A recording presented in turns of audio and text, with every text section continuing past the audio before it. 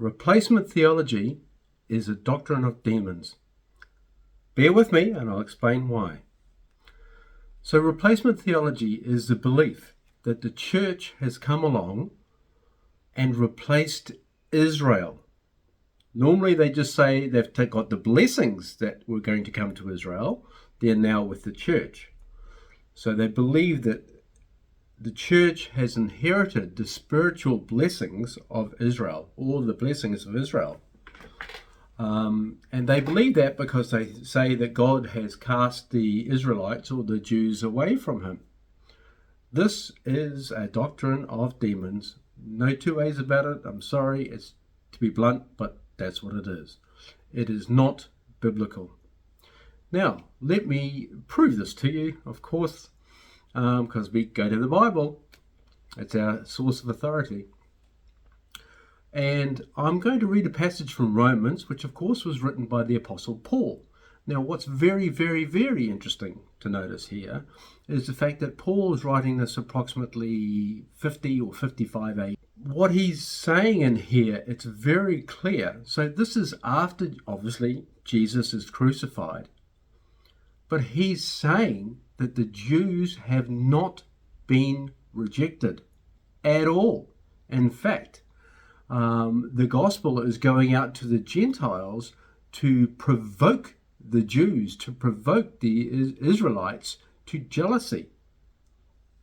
Because it's going out into the Gentiles. I mean, obviously it started off amongst the Jewish church and the Jewish people. They were the first Christians. They were the first believers. But then it spread out wildly into the Gentile world. Okay, so I'm going to go to Romans 11, chapter 11, and verse 1.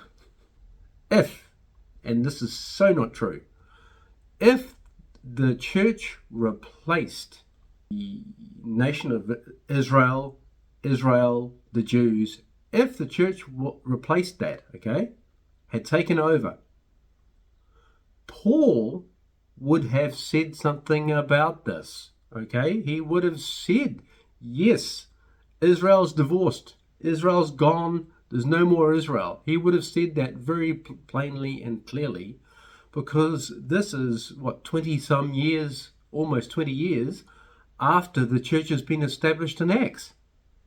So the church has been established in Acts, and this is after that, and Paul is writing to them saying, hey, hang on a minute. No, the church does not replace the Jews. Their call and election is still sure. Okay, sorry, I'm getting a bit excited about this. Okay, chapter 11, verse 1. Paul says, I say then, has God cast away his people? Certainly not. Can't be much clearer than that. For I am also an Israelite of the seed of Abraham, of the tribe of Benjamin. Then we go down to verse 5. Even so then, at this present time, there is a remnant according to the election of grace. Go down to verse 11. I say then, have they stumbled that they should fall? Certainly not. But through their fall, to provoke them to jealousy, salvation has come to the Gentiles. That's us. And then we go down to verse 17. And if some of the branches were broken off, and you, being a wild olive tree, were grafted in amongst them, and with them become a partaker of the root and fatness of the olive tree, do not boast against the branches. But if you do boast, remember, you do not support the root. The root supports you. Very important. Then verse 25. For I do not desire, brethren, that you should be ignorant of this mystery, lest you should be wise in your own opinion. That blindness in part has happened to Israel until the fullness of the Gentiles has come in. Remember, through Jesus, through Abraham, all the nations of the earth shall be blessed, and that's through Christ. Until the fullness of the Gentiles has come in. Verse 26, and so all Israel will be saved.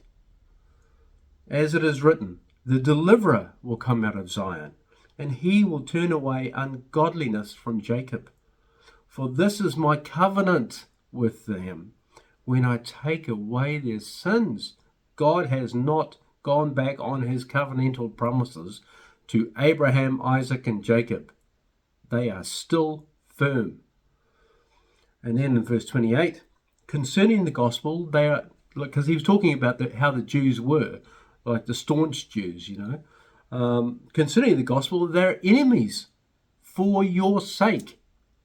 But concerning election, in other words, God's election, they are beloved for the sake of the fathers, Abraham, Isaac, and Jacob. For the gifts and the calling of God are irrevocable. If you're called and given gifts by God, they're irrevocable. They're there forever. And God himself in Genesis 15, he promised Abraham.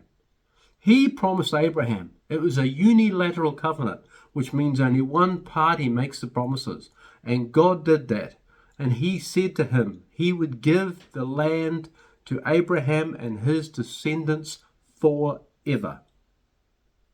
And that he would make a covenant with the children of Israel forever.